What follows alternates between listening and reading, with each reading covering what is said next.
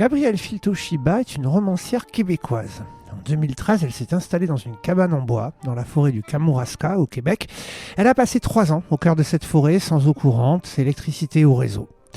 Traduite en 6 langues, sa trilogie du Kamouraska, les 3 romans Encabané, Sauvagine et Bivouac, en cours d'adaptation cinématographique, ont été unanimement salués par la presse et les librairies. Le samedi 20 septembre 2025, Gabrielle Filtoshiba était reçue à la librairie Ombre Blanche pour évoquer son tout dernier ouvrage, Louve en juillet, paru aux éditions de Paysages. Bonne écoute.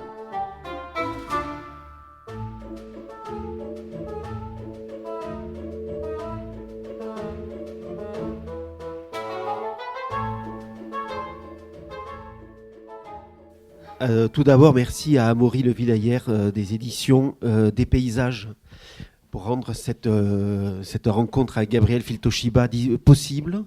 Des Paysages. Si vous voulez voir un peu plus les livres que Amaury et maintenant Gabrielle font avec des paysages, centrés beaucoup. Alors il y a une collection d'anthropologie, puis il y a une collection en littérature, talisman, centrée sur les écrivains autochtones du Canada.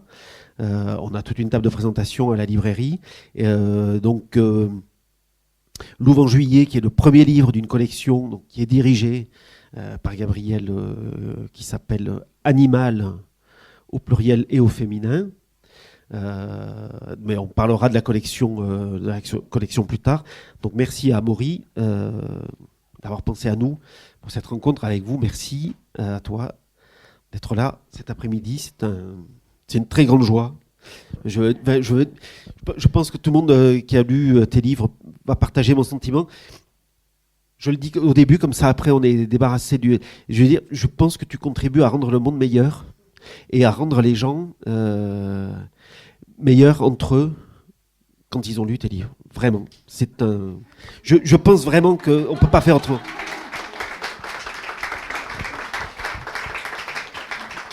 C'est le cas depuis Encabané, qui est arrivé sur les tables des librairies en France en 2021, qui est le début d'une trilogie, qui est suivie par Sauvagine et Bivouac, ou Bivouac et Sauvagine, je ne sais plus dans quel ordre.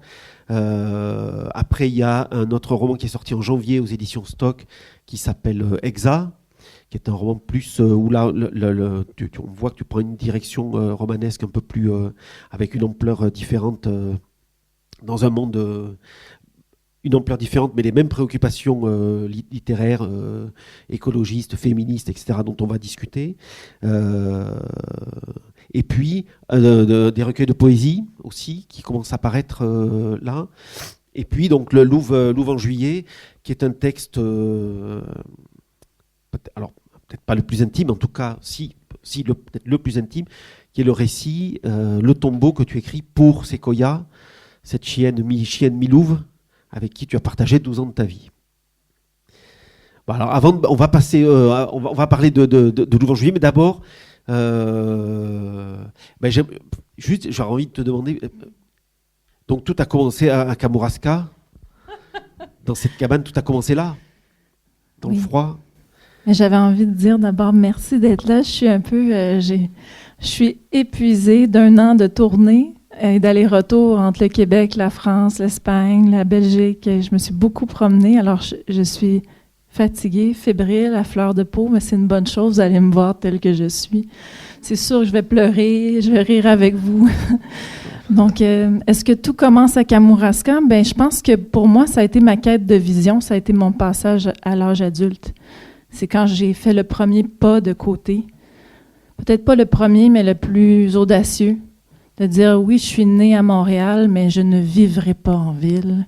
Oui, j'ai étudié en droit, je suis devenue traductrice juridique, j'ai une carrière, mais je vais interrompre, même si j'ai un bon salaire, même si j'ai des possibilités d'avancement. C'est comme si j'avais réalisé que je m'étais trompée ou qu'on m'avait mal conseillé toute ma vie et que là, enfin, ce pas de côté-là me ressemblait. Donc, je suis allée habiter dans une cabane. Puis l'ennui, la solitude, le froid, ça a donné... les conditions étaient réunies pour l'écriture et l'introspection surtout. Bon, alors... Je peux rebondir sur Kamouraska. Oui, non. J'ai pas dit à quel point c'était beau.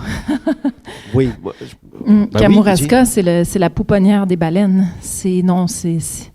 Que dire de plus? C'est l'estuaire, c'est le fleuve qui s'ouvre vers le golfe du Saint-Laurent, et donc les eaux douces et les eaux salées se mélangent. Ça l'amène une faune extraordinaire, une biodiversité comme on n'en voit presque nulle part. Et on a la chance, en tant qu'humain, des berges, de voir les baleines passer, de voir les oiseaux migrateurs se poser. Il y a des petits pingouins, des cormorans, des fous de bassin. Donc, une faune aviaire, une faune de cétacés qui est éblouissante. Et moi, je me rappelle les premières fois que j'étais sur le quai à Kamouraska, puis je regardais la mer, puis je me demandais est-ce que je dois pleurer ou rire. Les deux se passaient en même temps. Et c'est ça l'émerveillement au contact de la nature vivante, saine, forte. Ça nous procure des sensations comme ça de joie, d'apaisement, tout n'est pas détruit. Oui.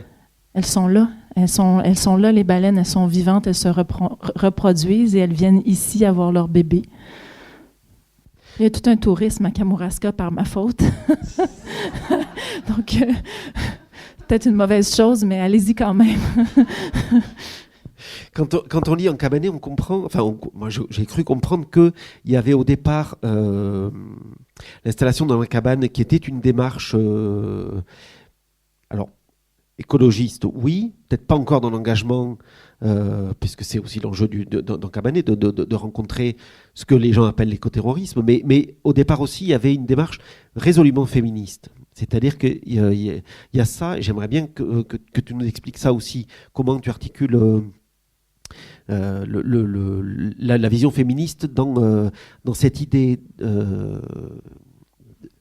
de la cabane qui est un lieu d'enracinement et qui est un lieu pour sortir de soi. Tu vois, il y a le double effet. On s'enracine, mais en même temps, on s'ouvre à tout le reste. Oui. C'était pas réfléchi, c'était instinctif, mais par après, en me relisant, puis avec les questions des lecteurs et des libraires, j'ai compris que j'ai incarné une nouvelle forme de féminisme. Qui est un féminisme rural, j'aime bien le nommer comme ça. Moi, j'ai été élevée par une grande féministe. Ma mère, elle avait les cheveux très courts, elle s'habillait en homme, elle allait travailler, puis elle avait un poste au gouvernement fédéral, dans les services secrets de traduction. Donc, c'était hyper prestigieux, hyper rare, extrêmement payant. Elle a réussi à mettre des sous de côté pour que je puisse faire de longues études, ma sœur aussi. Donc, pour elle, c'était ça le féminisme, c'était dépasser les hommes. Oh, OK. Dépasser les hommes.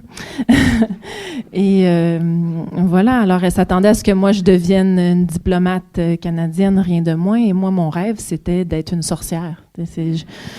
À chaque Halloween, je me déguise encore en sorcière. C'est pas très original. Je complète un peu plus mon costume. Il empire. Mais non, moi, mon fantasme, c'était d'apprendre les plantes médicinales qui poussent dans la forêt boréale, les transformer, faire mes remèdes, donner naissance naturellement à ma fille, cuisiner, maîtriser des recettes, savoir faire du pain, élever des animaux. Et donc, c'était très, très loin de ce qu'on m'avait appris en ville. Et c'était même vu comme un recul au niveau de la condition féminine, parce qu'il faut penser juste la génération de ma grand-mère. Les femmes avaient 10 enfants et vivaient dans des conditions assez déplorables, dans des maisons en bois, avec le froid qu'on connaît au Québec. Mais moi, j'aime bien avoir froid. Je trouve que ça fouette les esprits, puis ça remet les idées en place. Mal barré aujourd'hui.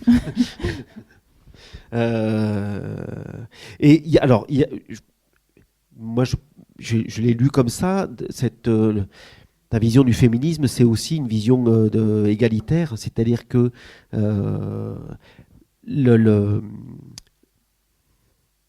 être féministe et puis partir de fait vivre dans la cabane, c'est aplanir les choses pour que personne ne soit au-dessus. C'est supprimer cette question de la domination, y compris alors là, dans le monde des hommes, mais aussi avec la question du monde animal, parce que c'est quand même un féminisme. Et alors peut-être qu'on le creusera un peu plus avec Louvain Juillet, où il se passe quelque chose d'une relation totalement égale avec le monde de wilderness. C'est bien vu, c'est bien vu. Effectivement, moi, je suis pas croyante, mais j'ai une forme de foi en la nature toute puissante qui se régénère, qui est éternelle. La forêt ne meurt jamais. Et donc, je suis toujours fascinée, surtout quand je vivais dans des conditions aussi rudes que la cabane, donc pas d'eau courante, pas d'électricité, pas de réseau cellulaire, avec personne qui sait où je suis pendant plusieurs mois, vraiment en autonomie totale les premières années. Et j'observais la faune qui, elle, allait très bien. Le renard qui se promenait par moins 40 avec comme une petite joie en bondissant de congère en congère. Puis je me disais, wow, moi, c'est long m'habiller pour aller dehors. Je dois mettre des lunettes de ski pour pas que mes yeux gèlent. Alors, je les trouvais magiques, les animaux, puis évidemment, je les trouvais même supérieurs à moi dans leur adaptation à la nature. Je pense qu'on a beaucoup à apprendre de la faune. Et c'est une leçon d'humilité aussi, de tenter de se mettre dans leur peau. Parce qu'on a l'impression, nous, les humains, qu'on a toutes les solutions ou qu'on a le poids du monde sur les épaules, ça serait à nous de sauver la planète. C'est tellement prétentieux de penser qu'on peut sauver la planète que c'est à nous de freiner le réchauffement climatique. On n'est pas des messies. On est des humains, on est des animaux. Il y a des idées de grandeur qui nous viennent, peut-être c'est des relents judéo-chrétiens, mais non, moi je vois vraiment les montagnes, les rivières, les orignaux sur un pied d'égalité avec ma vie. La mienne ne vaut pas plus que la leur. Et ce sentiment de résistance aux choses, alors parce que ça devient présent au fur et à mesure, j'imagine que tu es dans la cabane ou que tu vis à Kamouraska et où tu vois effectivement les grandes compagnies pétrolières, cette destruction qu'il faut constater aussi. Je crois qu'il y a quand même une partie dans ta vie d'engagement fort. Oui, la compagnie pétrolière TransCanada m'a piqué, m'a mordu, parce que moi, j'étais dans ce sanctuaire, dans ce coin de paradis où il y avait toute cette faune dont on a parlé. Et je recevais le courrier à quelques kilomètres de la cabane. Alors, c'était une marche que j'aimais beaucoup faire avec ma chienne. Puis, j'allais chercher mon courrier. Souvent, c'était des factures, ou sinon, il n'y avait rien. Puis, un jour, j'ai reçu un papier de la compagnie pétrolière qui disait qu'il allait construire un oléoduc à quelques kilomètres de la cabane, mais donc il était dans le devoir de me consulter comme j'étais une propriétaire de bord de rivière et que nécessairement il y allait avoir des fuites et donc il y allait avoir des stations de pompage, il y allait des rivières, des ruisseaux à traverser, 828. Donc c'était assez dangereux comme projet. 828 cours d'eau qui allaient être détruits en partie pour mettre un nouveau pipeline en marche, le plus grand projet d'infrastructure au Canada.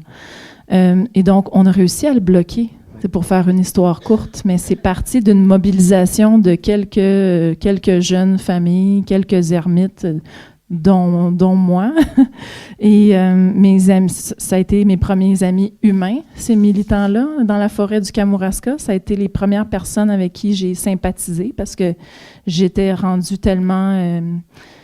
en réaction face à mon époque, que j'avais pas envie d'avoir des amis qui polluaient, qui vivaient leur vie comme si tout allait bien aller, puis qu'on pouvait profiter comme ça de notre condition de Canadiens. Moi, je pense qu'on a un devoir de protéger ces écosystèmes-là qui sont encore magnifiques et vivants.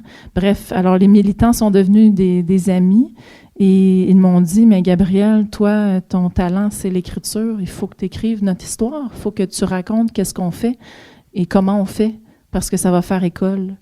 Et je pense que c'est ça pourquoi la trilogie elle a eu tant de succès dans la francophonie, mais ailleurs aussi. C'est que c'est un objet militant. Ça devient un guide d'éveil à comment est-ce qu'on s'oppose pacifiquement, de manière artistique, vraiment non violente, et qu'on réussit à mobiliser des grandes foules. Pour nous, ça a été la première fois où, en tout cas de ce que j'ai pu observer, de ce que je connais de l'histoire du Québec, c'est la première fois que des Québécois francophones, anglophones, des nouveaux arrivants, mais aussi des Premières Nations, se fédéraient autour d'un enjeu positif. Ils disaient, ah non, les rivières, on va les protéger, le fleuve Saint-Laurent, c'est un joyau national, Et donc, on a gagné. J'ai oublié la question entre-temps, mais c'est pas grave. C'est pas grave. Ce qu'on retient, c'est que c'est épanouissant. La résistance, elle est épanouissante. Et que, parce que ça aussi, c'est quelque chose qu'on sent dans ton travail, c'est que la résistance par le rire, tout simplement par le bien-être, et on sent bien que c'est fondamental, ouais. Oh, c'est vrai que c'est réjouissant. C'est un peu comme quand on chante dans une chorale, puis là, il y a une harmonie qui s'installe, ou quand on est dans une grande manifestation, puis on a l'impression d'être en marche vers quelque chose de positif. Pour la prochaine génération, on vit un esprit de groupe. On est grégaire, nous, les humains. Bien, alors moi, j'ai ce sentiment-là maintenant. Comme quand je suis arrivée ici dans la salle, je comprenais pas trop. En fait, je comprends toujours pas, mais vous êtes ici pour m'entendre, c'est quand même spécial. Avant, j'étais dans une cabane, toute seule, fâchée contre le monde, j'avais pas d'amis. Puis là, les gens me sourient, puis c'est vraiment spécial. C'est apprécié, mais c'est très bizarre aussi. Mais tout ça, c'est à cause d'histoires d'amour que j'écris autour du vivant.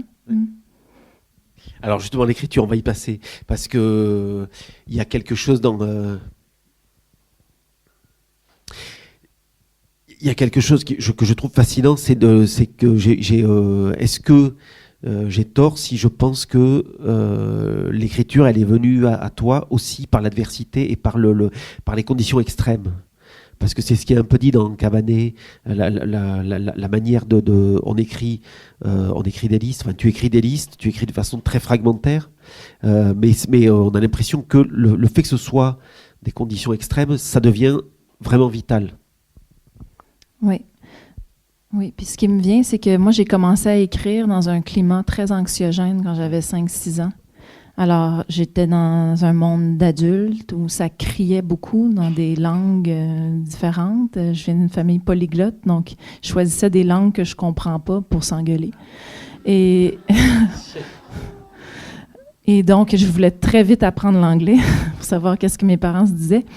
Mais pour faire une histoire courte, pour moi, l'écriture, ça a été vraiment comme un geste subversif dès l'enfance, parce que là, dans le journal intime que je tenais, je pouvais écrire mes secrets, je pouvais raconter ceux de mes parents, je pouvais mettre en scène toutes ces chicanes familiales-là, tout ce que j'avais pu comprendre, les quelques mots. C'était vraiment un outil de survie psychologique, mais aussi d'observation du monde. Puis après, mais dans la cabane, ça s'est transposé en joie de naturaliste. Je notais les animaux que je croisais, je dessinais les feuilles des arbres, les écorces, les champignons, les pommes de pin dans le but d'identifier toute la biodiversité qui m'entourait puis dont j'allais devoir me nourrir aussi. Donc, il fallait que je les identifie. Et il fallait aussi que je combatte le froid. Alors, je dormais le jour, puis la nuit, j'écrivais, je dessinais pendant que je chauffais le poêle. Et c'est devenu presque une drogue parce que c'était la seule personne avec qui je pouvais parler. C'était mon alter ego dans le journal. C'est une forme de folie, mais c'est payant.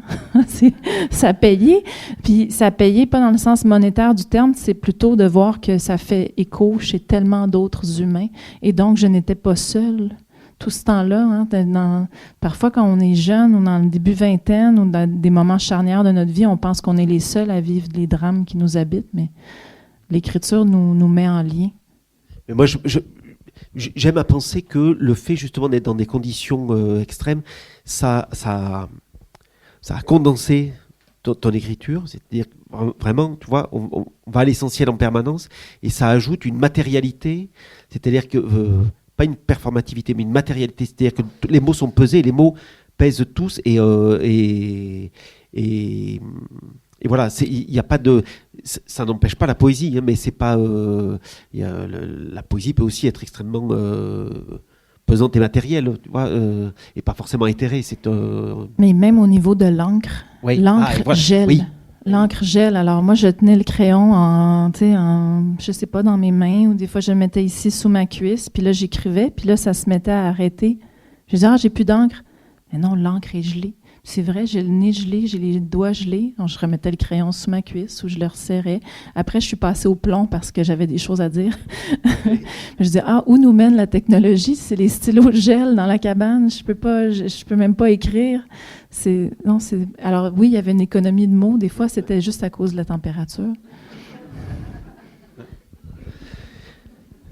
Et peut-être avant de passer à Louvain-Juillet, dire juste quelques mots sur parce qu'évidemment, moi qui ai un peu lu la littérature québécoise, il y a la présence diffuse de Anne Hébert dans le Kamouraska, qui était son lieu aussi.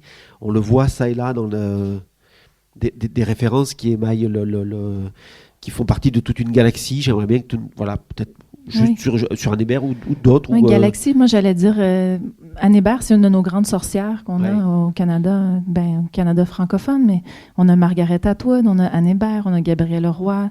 Ce sont des femmes qui ont vécu de leur plume. Elles avaient un grand talent. C'est sûr qu'il y en a beaucoup d'autres qu'on n'a pas connus. Mais Anne Hébert, j'ai eu la chance de lire Kamouraska quand j'avais 14 ou 15 ans. C'était une lecture obligatoire à l'école, Kamouraska. Et ça a semé ce mot-là dans ma tête. Et Dieu merci, parce que au moment où je me suis sentie le plus perdue dans ma vie, j'ai ce mot qui est remonté, Kamouraska. Je suis allée voir sur la carte où est-ce que c'était. J'ai dit, je peux m'y rendre en voiture, c'est en dehors de Montréal. Et donc, j'ai relu le livre plusieurs fois et je vous invite vraiment à la découvrir parce que ce qui est fabuleux avec cette autrice, c'est qu'elle est libre de sa pensée. Elle est féministe, elle est résolument féministe, elle aime son peuple, elle écrit dans un français absolument extraordinaire, avec une ponctuation incorrecte, avec une liberté qui, moi, a libéré ma plume. Oui. Quand j'ai lu Anne Hébert, je me suis dit, mais j'ai le droit d'écrire comme je parle, comme je pense, en québécois, et ça va être beau. Parce qu'avant, il y avait ce complexe linguistique de québécois qu'on parle mal, qu'on devrait parler dans un français international, un français correct. C'est ce qu'on nous apprend à l'école. De laisser de côté tous ces régionalismes qui sont des perles, qui sont vraiment des vestiges, en fait, c'est des belles expressions qui datent du temps de la colonie. Et voilà, donc Anne Hébert, la grande sorcière. Et il y en a d'autres qui parcourent ton chemin de lectrice, d'ailleurs, parce qu'on est écrivain, mais on est écrivain parce qu'on est lecteur. Oui. Je vais citer un homme parce que j'aime les hommes aussi. Louis Hamelin. Je ne sais pas si vous le connaissez. Louis Hamelin, qui a écrit, en fait, je le cite dans Cabané, il a écrit La constellation du lynx. C'est un magnifique roman qui raconte la crise d'octobre au Québec. Et donc, j'avais écrit sur le mur de la cabane, « Ce pays, c'est celui où les chiens, quand on les détache, deviennent des loups. » Et ça a été presque un mantra pendant les années où j'ai vécu là, parce que je me sentais, moi, comme un être domestiqué qui avait tout à apprendre du monde sauvage. Et c'est parti de cette phrase de Louis Hamelin. Alors à ce moment-là, on va y aller dans l'animal. J'ai assuré la transition. C'est nickel, c'est vraiment impeccable. Et bien donc, Gabriel va nous lire le premier chapitre de Louvain-Juillet. Je vais essayer de ne pas pleurer, mais vous êtes là, donc je suis en de bonnes mains. Hante-moi. Chapitre 1. Fossambeau. C'est impossible comme t'es belle. Ma toute petite coyote grise à moitié chienne. Fille de Friendly, qui porte si bien son nom, et d'un père aussi sauvage qu'inconnu. Ta mère, une alpha au regard d'ambre embrasé, et d'une lignée qui coursait autrefois sur les banquises du Nunavik. Avant d'arpenter le nord du Québec à fière allure en tête de file, elle faisait valser, fuser, traîneaux et mocheurs de bord en bord de l'Alaska. La route jusqu'à toi est aussi boueuse et pleine de caprices qu'au temps de la Nouvelle-France. Il neige à gros flocons sur les sommets, et bientôt le lit de feuilles d'érable et de tremble sera blanc. Je te désire depuis l'enfance, tu le sens. J'attendais le magnifique, l'insolite amour qui me ferait l'effet des séquoias de la Californie, ces arbres géants de plus de 1000 ans. Tu m'apprends comment prendre soin de toi à mesure que j'apprends la vie dans la forêt boréale, la neige, le silence. Fendre le bois, tenir tête aux éléments, dormir parmi les craquements de toutes parts, en dedans comme au dehors, domptant mes peurs une à la fois. La pénombre peuplée d'esprits, les maladresses qui tuent, la glace mince, les bruits de moteurs qui se rapprochent de notre refuge, la bêtise humaine, mourir gelé, te perdre, me perdre. Notre cabane est loin de tout, bancale, un peu ridicule même, mais c'est la nôtre.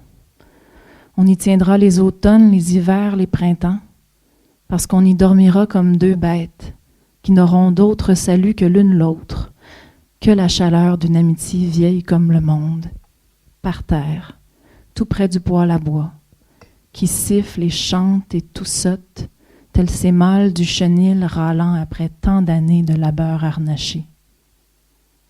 Je m'habille de laine grise, hurle avec toi à la lune, me sens plus libre que jamais.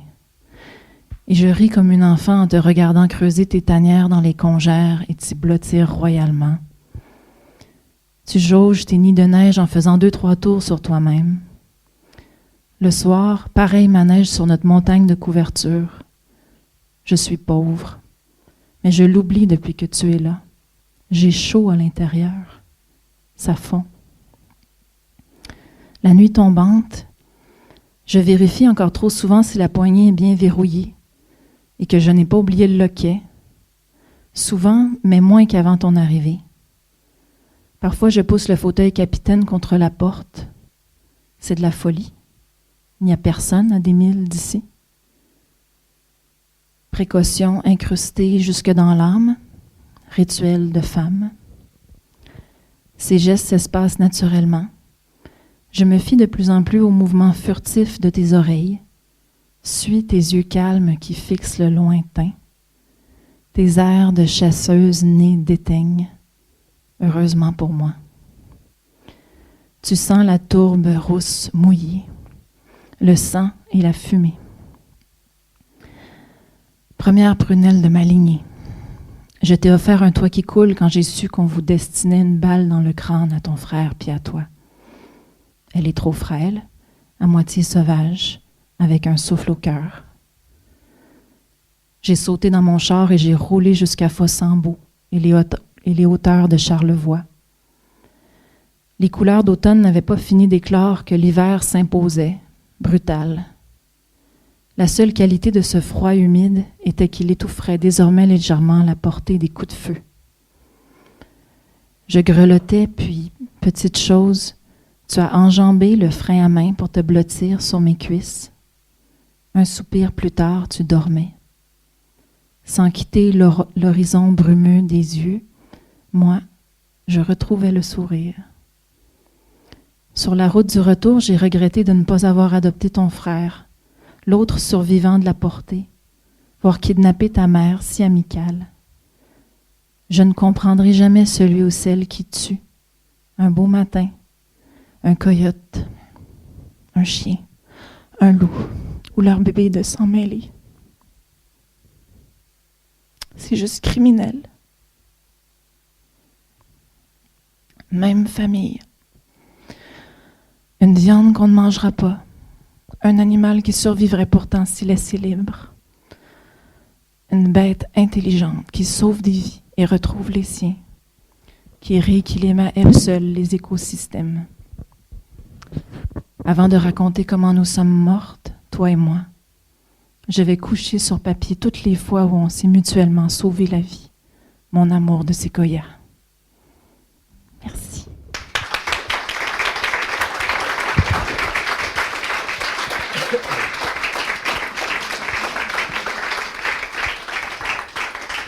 Merci beaucoup. Vous écoutez la romancière Gabrielle Filto-Shiba, invitée à la librairie Ombre Blanche le 20 septembre 2025 autour de Louvre en juillet, paru aux éditions de Paysages.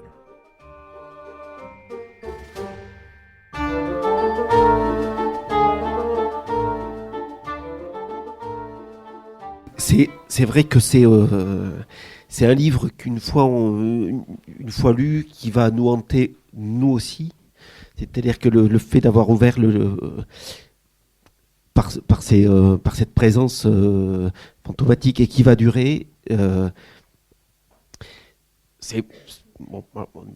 suis assez bouleversé aussi, excusez-moi. Je trouve que je ne sais pas quel mot il faudrait utiliser pour décrire la relation que tu fabriques avec Sequoia dans le livre. C'est une forme de sororité, véritablement. Au début, c'était ma première expérience de maternité parce que j'étais toute jeune, puis j'avais jamais eu d'animal à part un poisson puis une tortue et qui était mort dans des circonstances terribles quand on apprend à utiliser un aquarium, bref. C'était des deuils de l'enfance et qui avaient motivé mes parents à me dire, bon, tu vois, ton poisson est mort, ta tortue est morte et on vit en ville, donc on n'aura jamais un chien. Et donc, pour moi, ça a été la réalisation d'un grand rêve d'adopter ma chienne et je l'ai choisie. Je l'ai choisie parce qu'elle était une bâtarde comme moi. Elle était hybride, elle était métissée. Vous le voyez par mon nom de famille, j'ai un drôle de nom. Alors, je suis à moitié québécoise, puis je suis à moitié descendante de réfugiés tchécoslovaques. Donc, c'est assez bizarre de grandir dans avec cette double identité, avec un accent étranger, avec le québécois. Et donc, quand j'ai su que cette chienne-là était à moitié husky, mais d'une lignée, d'une héroïne de course. Donc, sa mère, Friendly, dont j'ai parlé, c'est une femelle alpha qui était une très, très bonne chienne et qui avait gagné plein de courses. Et donc, le mâle, le papa, était un vulgaire coyote. Et ça fait en sorte que la portée de chiots, il y a eu seulement 2 survivants sur 7 ou 8. Et elle, c'était la plus petite des 2. Elle était grosse comme un rat, un petit rat gris. Et ils voulaient pas la nourrir. Ils ont dit, on va pas lui donner à manger. Elle sert à rien. On pourra pas tirer des touristes venus de France pour qu'ils vivent une expérience typiquement nordique chez nous. Et donc, j'ai dit, moi, c'est elle que je veux. Je veux le rejeton. Je veux celle qui était destinée à mourir. Puis, ça a été, oui, une relation de maternité d'abord parce que je lui ai sauvé la vie une première fois, mais ensuite, ça a été de rebondissement en rebondissement. Toutes les fois où elle m'a sauvé la vie, je lui ai sauvé la vie. Et bon, on n'a pas la même espérance en âge, les chiens et les humains, malheureusement. Mais on est arrivé à un point où on était sur un pied d'égalité. Alors, on était en randonnée, puis c'est elle qui me guidait. Je me perdais, elle me ramenait à la cabane. Je pouvais me fier à ses sens, à elle, et avoir un sentiment qu'elle était plus forte que moi, qu'elle était... et ça, c'était oui, une leçon d'empathie, d'humilité, mais surtout de sororité. Oui. Et à la fin même de sa vie, j'avais l'impression que c'était elle la mère. Parce qu'elle a pris soin de moi à des moments très difficiles de rupture violente. J'ai fait un accident de voiture aussi où j'ai eu une commotion cérébrale, puis ma chienne était d'une présence vraiment... Elle me regardait dans les yeux, puis elle étudiait mon état. Puis je disais, c'est une présence vraiment bienveillante. Et à ce titre, elle était plus présente que ma propre mère. Donc, oui. Sororité, maternité inversée, et c'est dommage que les chiens vivent pas plus vieux. Et principe d'empathie aussi, parce que c'est ça. Alors pour ceux qui n'ont pas lu le livre, on ne dévoilera pas la fin, mais il y a un moment au milieu, aussi un autre moment d'accident de voiture, et c'est peut-être pour ça aussi que je disais au début que s'il y avait plus de gens comme toi, le monde irait mieux. Un accident de la route, tu es avec ta fille et Sequoia, et la première réaction en sortant de la voiture, c'est d'aller voir la personne en face et de se faire un câlin parce que on a eu peur tous, et voilà, il faut, pour se calmer, ça c'est une réaction qui est pas celle que voilà, on s'attend pas à avoir cette réaction là après un accident de voiture, tu vois. Donc j'aimerais quand même, oui, continuer à t'entendre parler de ce que c'est que de vivre en empathie et pourquoi c'est important. Oui, je pense que j'ai une chance puis en même temps une grande malchance. C'est mon vécu, c'est que moi j'ai grandi dans la violence. Donc, j'ai grandi dans une famille où c'était soit la guerre froide, soit des attaques franches. Et donc, j'ai appris à composer avec des gens problématiques très jeunes. Et ça développe une finesse vraiment pour éviter les tempêtes, les explosions au quotidien. Et moi, je n'arrive pas à ressentir la colère. Elle ne vient pas. J'arrive pas. Alors, quand est arrivé l'accident de voiture, je reconduisais ma fille à l'école un beau matin. On est vraiment de bonne heure parce que je suis toujours trop de bonne heure. Et ça emmerde un peu ma fille. Puis donc, on roule lentement, tout va bien. Puis on est à un feu de circulation. Bon, la lumière vire rouge. J'ai dit, ah bon, je m'arrête, OK. On a du temps. Je me tourne vers elle, on parle. Mais moi, je vois pas la voiture qui arrive derrière à toute vitesse. Un homme endormi qui travaille des très longs shifts, probablement de nuit aussi, et qui nous a percutés à pleine vitesse en descendant une côte, donc autour de 100 km/h. Donc, moi, mon instinct après l'accident, en ayant réussi à déplacer la voiture dans l'accotement, j'ai palpé ma fille, j'ai palpé ma chienne. Elles étaient correctes. Moi, j'étais blessée sans m'en rendre compte, mais je suis sortie de la voiture et je suis allée prendre le conducteur dans mes bras. Parce que lui, il voyait la scène, il voyait qu'il travaille trop, il s'est endormi, il a percuté une maman, sa fille et sa chienne, il était complètement démoli, il était triste sans bon sens. Et est-ce que c'est de sa faute? Mais non. C'est le monde dans lequel on vit qui demande ce genre d'énergie-là vitale au quotidien, qui épuise, qui tue. Donc, c'était pas sa faute. Et ma fille, elle est plus marquée par ce moment-là que tout le reste de l'accident. Elle voulait savoir, mais maman, pourquoi il dormait? Pourquoi il dormait au volant? Mais parce qu'il travaille trop. C'est ça qui est important dans le Louvre en juillet, c'est que c'est pas seulement... C'est le livre, c'est le texte que tu livres comme un tombeau pour Sequoia, mais c'est aussi l'autoportrait qui se dessine au fur et à mesure des pages et de tous les épisodes où tu l'as sauvé, où elle t'a sauvé, c'est tout ça qui se presque plein comme de petits mantras où le lecteur vient piquer des phrases. Alors elle est pas dans le, mais j'avais une autre phrase moi qui me tourne en boucle, c'est le seul remède à l'amour, c'est d'aimer encore. C'est Kafka, ça. Ah, tiens. Mm-hmm. Je pensais que c'était mon père, mais c'était Kafka. Il l'avait volé à Kafka, mais on n'écrit jamais seul. Hein. On est hanté. On est hanté. C'est une bonne chose. Non, puis j'ai envie de rebondir sur comment est-ce qu'on arrête en fait l'escalade de la violence si en étant non violent nous-mêmes. J'aurais pu m'engueuler le conducteur. J'aurais pu vraiment lui faire du tort parce que sa voiture n'était pas assurée, n'était pas plaquée non plus. C'était un homme très pauvre qui essayait d'arriver, qui travaillait trop, puis qui était vraiment dans une situation difficile. Et qui était plein de remords. Je pense que ça l'a aidé dans la scène, mais moi, je pense comment est-ce qu'on veut changer le monde ou prendre soin des autres ou de la nature? C'est d'abord par la douceur envers nous-mêmes, envers nos corps, hein, en prenant soin de nos corps, mais après, quand on a l'énergie, on peut prendre soin des autres, mais pas dans la réaction violente, colérique. Ça, c'est le chemin facile et ça mène vers des guerres, ça mène vers des déchirements dans les familles et ça sert à rien. Et on reproduit encore et encore à travers l'histoire des mêmes cycles de violence, de fascisme, de génocide, de sacrifices humains. Dans toutes les civilisations, là on est en train de... bon, je ne vais pas vous inquiéter, mais moi je vis quand même au Canada, pas très loin des États-Unis d'Amérique et je ne peux plus y aller en tant qu'artiste. Oui. C'est quand même inquiétant. On ne peut plus poster de livres. Non, mais ils bloquent plein de titres. Il y a l'écrivaine Lauren Groff, d'ailleurs, je ne sais pas si vous la connaissez. Oui.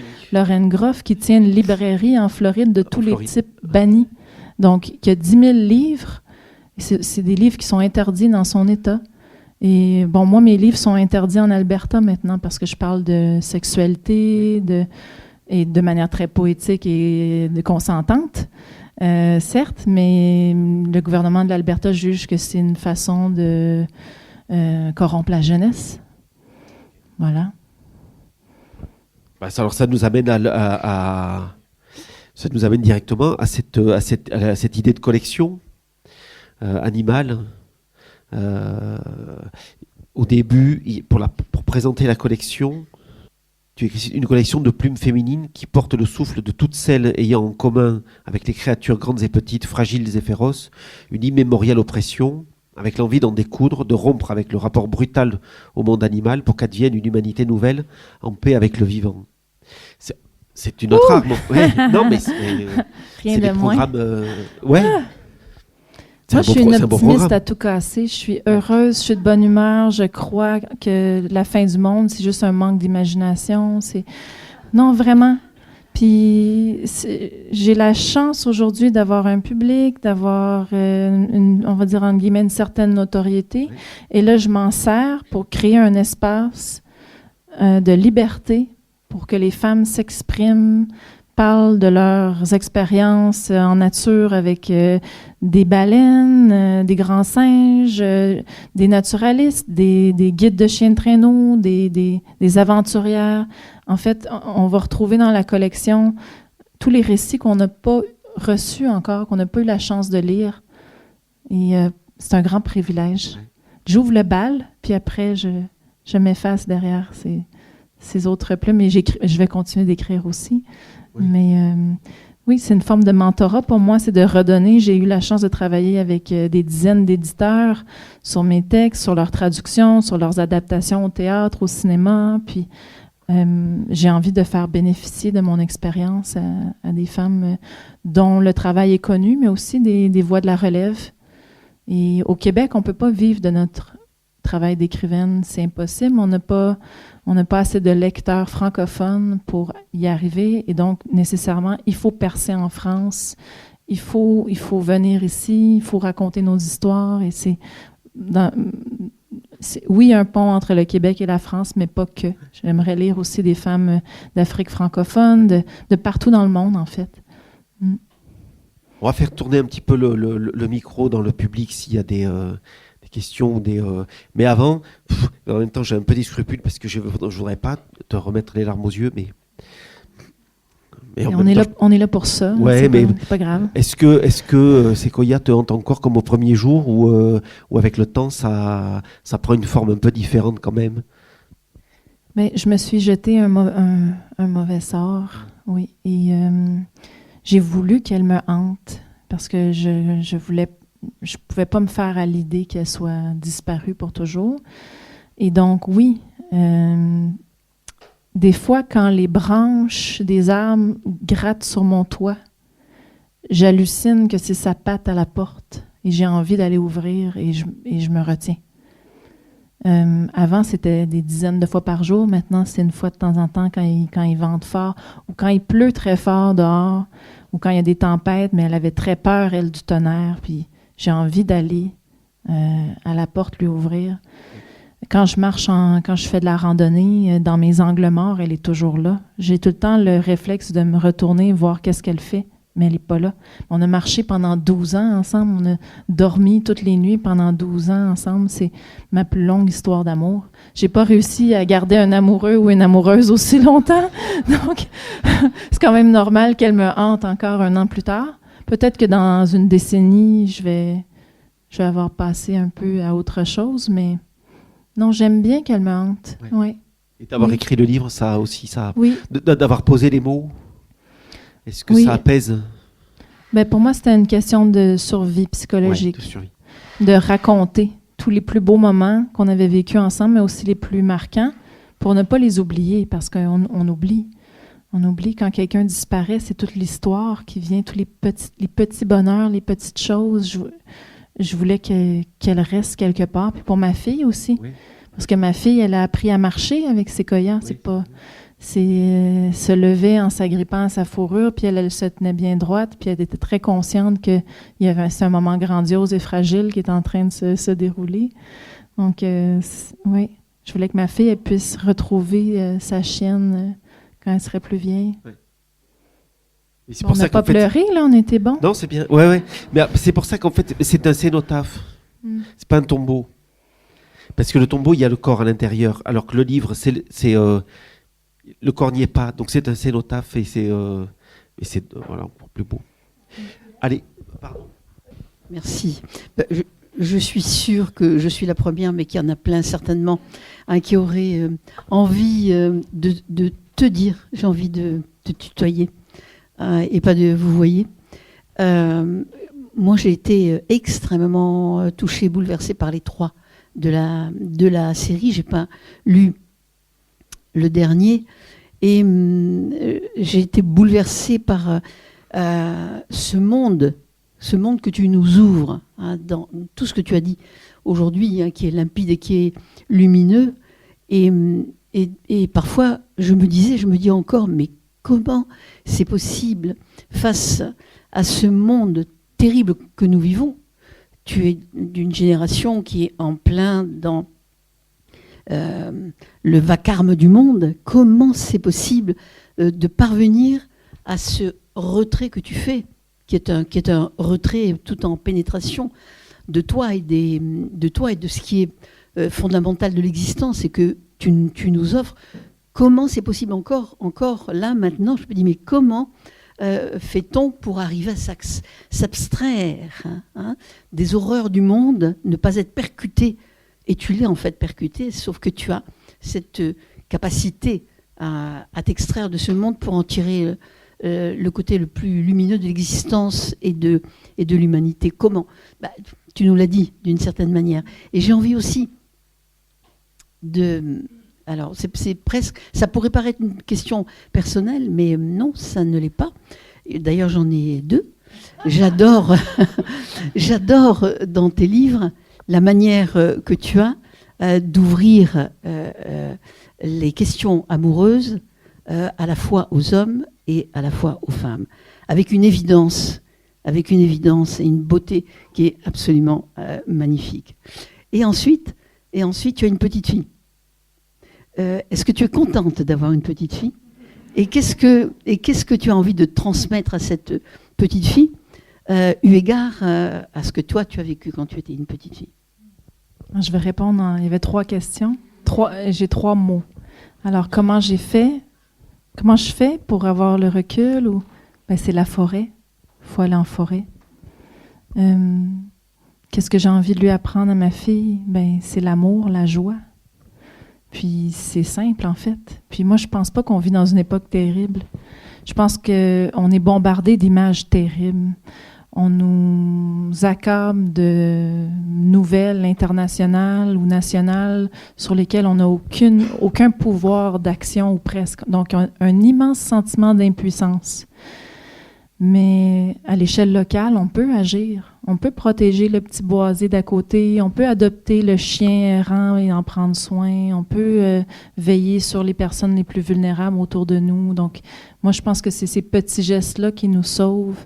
Donc, moi, je suis partie vivre dans une cabane, puis ça m'a sauvée. C'est quand même simple. C'était l'option la plus abordable aussi pour la jeune femme que j'étais. C'était un recul, mais en même temps, ça a été un tremplin extraordinaire. Puis je pense que si les jeunes étaient prêts à aller vivre de cette façon-là dans leurs premières années d'autonomie, dans des petits habitats abordables, mais ils seraient moins endettés. Puis après ça, il n'y aurait pas besoin de travailler pendant 30, 40 ans pour payer une hypothèque. Moi, c'est comme ça que je me suis libérée aussi financièrement. C'est que pendant 3 ans, j'ai vécu sans aucune facture, ou presque. J'ai pu mettre de l'argent de côté, puis là, mes livres commençaient à se vendre. Puis là, maintenant, j'achète des forêts, je les protège avec mes droits d'auteur. C'est exponentiel, mais c'est grâce à vous. Voilà, j'ai répondu en plus que 3 mots, finalement. Est-ce qu'il y a d'autres personnes qui ont envie de se mouiller? Ah oui, puis l'amour. Ben oui, l'amour, ça prend plein de formes. Puis moi, j'en ai marre de penser que les questions d'orientation sexuelle, ça devrait être du domaine public ou c'est quelque chose d'intime. On ne devrait pas devoir s'afficher autant. Je pense que ça va de soi. On aime quelqu'un, on rencontre un homme, une femme, on tombe amoureux. Ben c'est beau. C'est pas un sujet.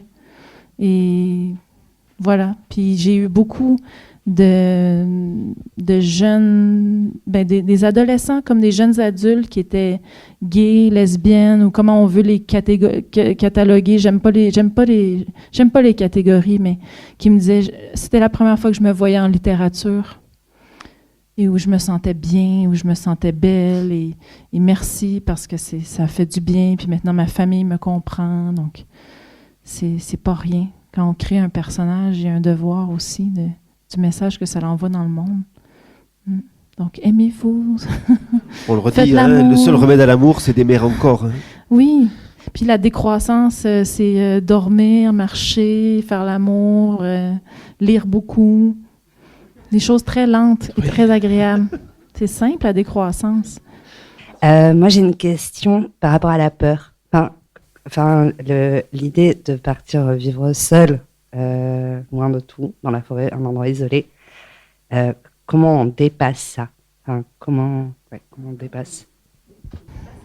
On y va, puis au début, on a peur. Moi, j'étais terrorisée. Hein. J'avais peur du noir, j'avais peur des animaux, j'avais peur que quelqu'un vienne m'attaquer, me violer.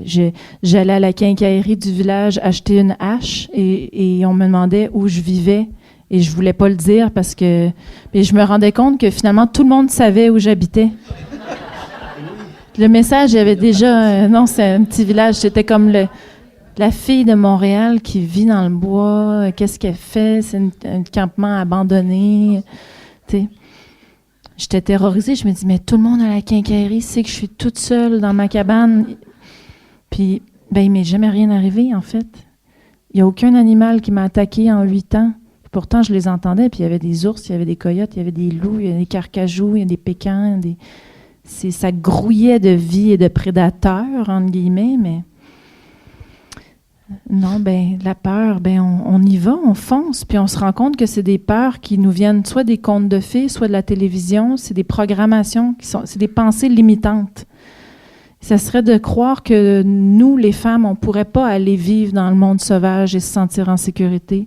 Donc, moi, je me sentais beaucoup plus en sécurité après quelques temps, certes, après que mon imaginaire se soit un petit peu résorbé, mais je me sentais plus en sécurité en pleine nature avec toutes ces bêtes sauvages qu'à Montréal, en appartement. C'est pas les mêmes prédateurs à Montréal. C'est pas les mêmes prédateurs, et eux m'attaquaient. Donc, oui. Donc, à quelque part, c'est en le faisant qu'on découvre que ces peurs-là étaient non fondées et que finalement, il y a tout un réseau d'entraide qui s'était tissé autour de moi tranquillement. Oui, alors déjà, je suis honorée de vous croiser. J'ai été aussi, moi, subjuguée par les trois livres. Et ce que vous avez dit tout à l'heure, que vous ne ressentiez pas de colère, mais en fait, je trouve que c'est quand même une forme de colère d'aller s'encabaner. Et une sorte de colère aussi d'aller combattre avec ceux qui détruisent la forêt. Donc en fait, vous ne ressentez pas la colère physiquement. Vous réussissez à agir. À agir, mais c'est une sorte de colère quand même. Enfin, vous n'êtes pas tranquille dans votre cabane sans interagir avec ce qui se passe autour. C'est pareil pour la petite chienne que vous adoptez. C'est une sorte de colère que vous subjuguez, que vous passez au-dessus pour agir. Mais oui. La colère vous fait vivre quand même. Oui, c'est peut-être pas la colère. Je sens pas d'agressivité, mais dans des situations d'injustice, je ne peux pas ne pas agir. Moi, je suis la personne qui va parler aux sans-abri autochtones à Montréal. Je m'assois avec eux, je leur achète des cafés. Puis il y a des centaines, voire des milliers de personnes qui passent devant eux, puis qui font rien, qui les voient pas, qui les regardent pas. Je suis sensible. Donc, j'ai besoin d'aller comprendre pourquoi ils sont là. Et ça me met pas en colère. Je suis déçue. Je suis souvent déçue. Puis je me dis, si moi je fais rien, mais alors il n'y aura pas d'effet d'entraînement. Donc, moi je dois agir, puis je dois essayer d'être comme Henri David Thoreau, de prêcher par l'exemple, de mettre mes conforts de côté temporairement pour poser des gestes politiques Comme lui, il refusait de payer ses impôts. On le connaît notamment pour ce moment-là dans sa vie où il a été incarcéré parce qu'il n'avait pas payé ses impôts. Finalement, sa tante a payé la caution pour le libérer, mais c'est parce qu'il ne voulait pas être lié à un gouvernement qui était pour l'esclavage. Et il a fait ça, on le connaît pour ça, mais on le connaît moins parce que, en fait, il aidait des esclaves noirs à traverser au Canada à travers tout un réseau de cabanes. Et ça, on en a moins parlé, mais c'est ça une vie cohérente. Oui, en public, faire de petits gestes, mais en privé, d'accueillir les migrants, les gens en fuite, les gens dans le besoin, les aider à traverser vers des lieux sécuritaires. Le collectif, la communauté, l'entraide. On est des animaux. On a besoin les uns des autres.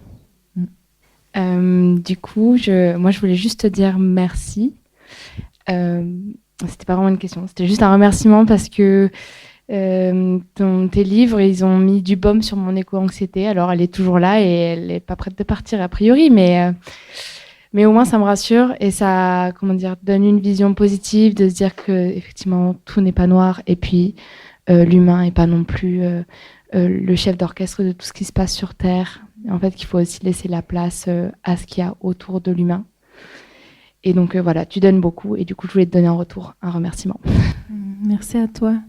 Mais c'est ça, on est dans une époque compliquée, puis on n'est pas non plus le parasite de la nature. Il faut pas se voir comme des personnes problématiques qui ruinent tout. On a notre place, on a notre rôle à jouer. Il faut que ça se passe mieux. Moi, je trouve que c'est bien de s'arrêter sur ce moment-là parce que c'est très, très juste. Gabrielle, un infini merci.